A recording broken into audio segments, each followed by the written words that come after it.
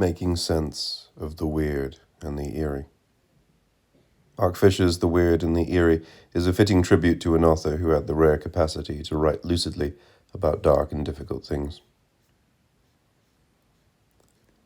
You have probably heard of the weird by now, but you may not quite know what it is, or why so many genre critics, cultural theorists, and philosophers are keen to engage with it. It might once have been quarantined as a subgenre associated with sullen goths and all those arrested adolescent readers of H.P. Lovecraft, but it has long slithered free of those confines, and now leaves a trail not just straight across the internet, but on the page and in mainstream TV shows and movie screens. Writers of the new weird in Britain, like M. John Harrison and China Miéville, briefly rallied to this banner in 2003 before morphing into something else, although the critics still lumber around with the term.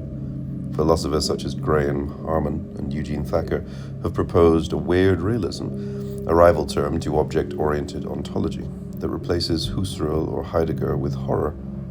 One of the early signs of this shift was Mark Fisher's own symposium on Lovecraft and theory at Goldsmiths College in London in 2007. In film, David Lynch was always wild at heart and weird on top, from his early animated short films up to Inland Empire. On TV, True Detective was pretty weird, with its echoes of Robert Chambers's The King in Yellow, and dark nihilistic mutterings lifted from Eugene Thacker's In the Dust of This Planet, The Horror of Philosophy, Volume 1. Stranger Things was quite weird, although a little too soft-focused and retro to be fully paid up. But the OA was definitely out-and-out weird. Jeff VanderMeer's Southern Reach trilogy of books, Annihilation, Authority, and Acceptance, all of which appeared in 2014, so far the major achievement of the American translation of the new weird, will hit mainstream cinemas with Alex Garland's film adaptation in 2017, Best Get Weirded Up. Fisher's Guide to This Terrain is an excellent place to start your orientation. The book displays his signature knack for reading popular culture, principally music, fiction, and film, in an expressive, demotic way that is still vigorously political and philosophical. Somehow, Fisher magically renders post-Lacanian, post-Žižekian Marxism and the radical anti-subjectivist philosophy of Gilles Deleuze entirely accessible.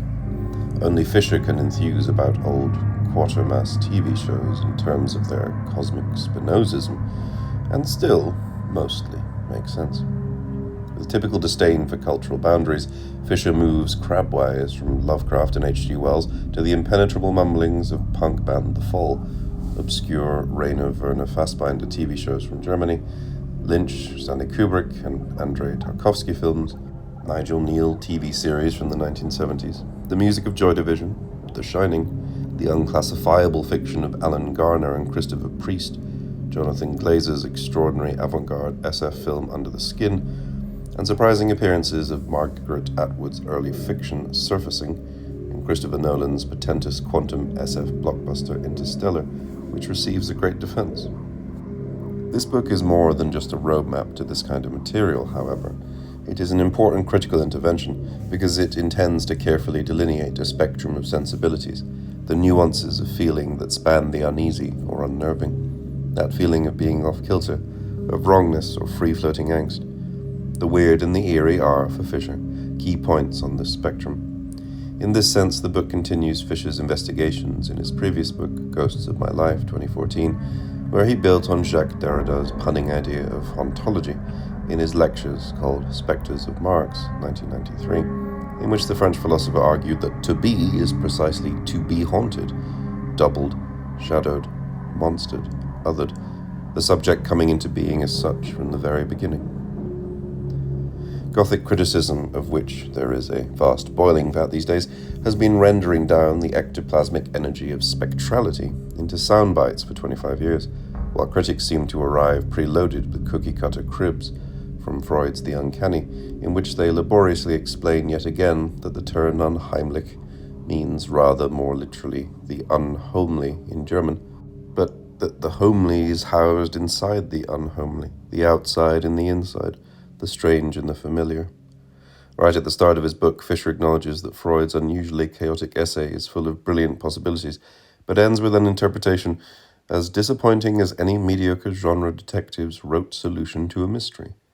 This wonderfully provocative dismissal sets Fisher up to articulate an alternative set of terms outside ossified Gothic criticism and dictates the wholly new conceptual structure of the book. The uncanny, Fisher says, puts the strange within the familiar and operates by always processing the outside through the gaps and impasses of the inside. In other words, for all its interest in boundary breaches, it is still centered on the self. The weird and the eerie work at this from the other direction. Fisher suggests they allow us to see the inside from the perspective of the outside. The weird is a disturbing obtrusion of something from the outside in. It is the insidious intrusion, the confounding juxtaposition, the thing found in the wrong place. As Lovecraft put it in his essay Supernatural Horror in Literature, the weird is a certain atmosphere of breathless and unexplainable dread of outer, unknown forces. Lovecraft's fictions, at their evocative best, are about a steady dethronement of anthropocentric models. This explains the embrace of Lovecraft's weird realism by philosophers challenging phenomenological paradigms or leaning toward the radical end of thing theory, where things escape routine imprisonment inside the implicit hierarchy of the subject-object binary.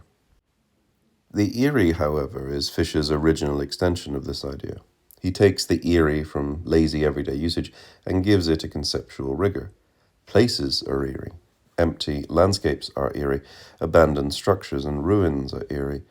Something moves in these apparently empty or vacated sites that exists independently of the human subject, an agency that is cloaked or obscure. He wonders what kind of thing makes an eerie cry. Because it rises up from the outside and remains there, it resists simple hermeneutic interpretation.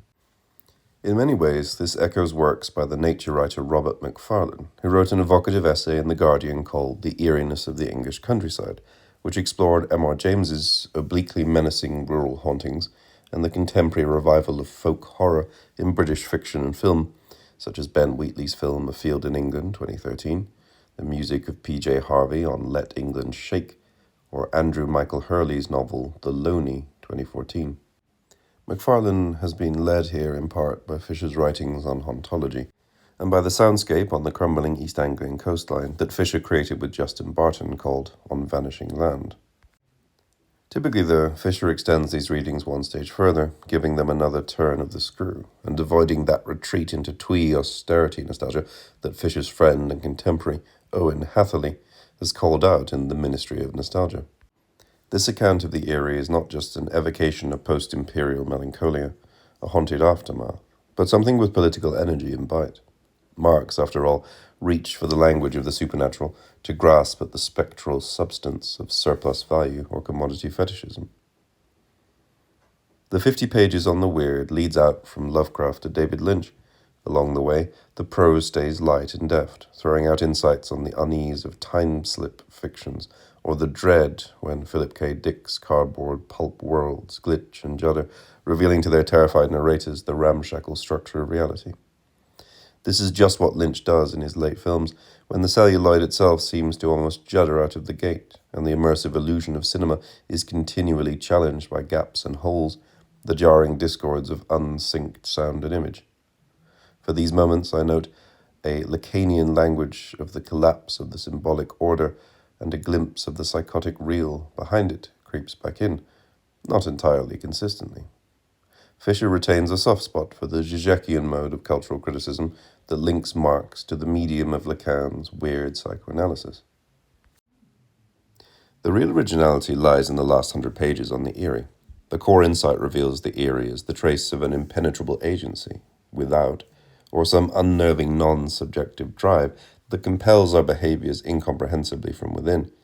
It makes sense of those quieter emotional ranges of creeping dread or inevitable doom, which Gothic criticism, screaming about body horror and torture porn, has largely failed to address. Instead of this stuff, Fisher builds another route through post-war British culture. What motivates the birds to flock together in such implacable malignancy in Daphne du Maurier's short story, or in Hitchcock's re-Oedipalized adaptation? What inaccessible amnesiac other hides inside the self in Christopher Priest's fractured Eerie novels? what lies in wait in the apparently featureless landscapes of M.R. James's O Whistle and I'll Come to You, My Lad, or Brian Eno's Ambient 4 on Land, an album composed to evoke the East Anglia of his childhood. The most sustained readings concern Nigel Kneale's TV work in the fiction of Alan Garner under the title Eerie, Thanatos. Kneale, famous for writing successive TV series concerning Professor Quatermass, comes back again and again to an unease generated by obtrusions of the radically alien or other into the human. The most celebrated instance is the late 1950s series, Quatermass and the Pit, in which the archaeological discovery of fossilized Martians under London reveals humanity's xenobiological origins. But Fisher leaves space for the lesser-known late works of Kneale in the 1970s, the effectively creepy haunted house tale, The Stone Tape, and the last, despairing Quatermass series from 1979, made on the cusp of the collapse of post-war Keynesian consensus and the death rattle of 60s utopianism as Thatcher came to power. This kind of symptomatic cultural criticism can sometimes feel instrumental. How many times have you heard a version of the complaint that Žižek is simply incapable of grasping the basic syntax of a film, mangling it to rip out its political organs?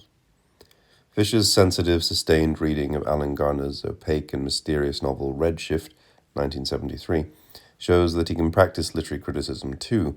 Garner's fiction implies a kind of compulsive repetition under British history, with sections based in Roman Britain during the English Civil War and in the present day. The relationship of these sections is left deliberately underdetermined and profoundly enigmatic. In this, it is like other British fantasies of the 1970s and 1980s, such as Alan Clarke's extraordinary film Penda's Fen, or Robert Holdstock's Mythago Wood, where certain genius loci collapse historical times into simultaneity. Most Marxist critics are profoundly allergic to fantasy, with its tendency toward mythic underpinning and archetypal fixity. Witness the comical contortions of Frederick Jameson to bracket off the entire genre in his book on science fiction, Archaeologies of the Future, essentially because he's decided that all hobbits are anti-historical bourgeois counter-revolutionaries. Fisher's category of the eerie opens up Garner's unnerving rhythms of mythic repetition to a much more sensitive reading. The eerie repetitions of Redshift means the reader is abducted into mythic time, Fisher suggests, as if time itself has been traumatized and locked into compulsive repetitions, and time has slowed or clogged up. This idea characterizes that specific moment of folk horror in 1970s British culture as something much more complex than a retreat from the overtly political avant-gardism of the 1960s, inflecting that impulse subversively into the very bucolic landscapes so often used as the basis for retrenchments of Englishness in conservative thought. There is something authentically eerie about reading a closing chapter on Joan Lindsay's 1967 novel Picnic at Hanging Rock, better known through Peter Weir's haunting 1975 film. The text famously leaves the solution to the disappearance of the schoolgirls in the Australian outback unresolved, and perhaps unsolvable because, maybe, they have stepped through a crack in reality itself, folded themselves or been folded into an elsewhere. We are left in the wake of a vanishing, sensing an eerie present absence, a hooded figure watching from somewhere else. Isn't this what we often feel in the wake of a sudden death also? Mark Fisher's book is a fitting tribute to an author who had the rare capacity to write lucidly about dark and difficult things, to find a lexicon for the interstitial, the underground, and overlooked. Yet a tribute suggests something shaped and intentional, and I would not dare to presume that. Instead, I think of the weird and the eerie as one of those broken columns seen in Victorian graveyards, the emblem of a life and work suddenly and prematurely broken off. My hope is that critics will pick up and run with the eerie that Fisher has theorized here, and in that way will continue work that broke open the study of popular culture in such exhilarating ways.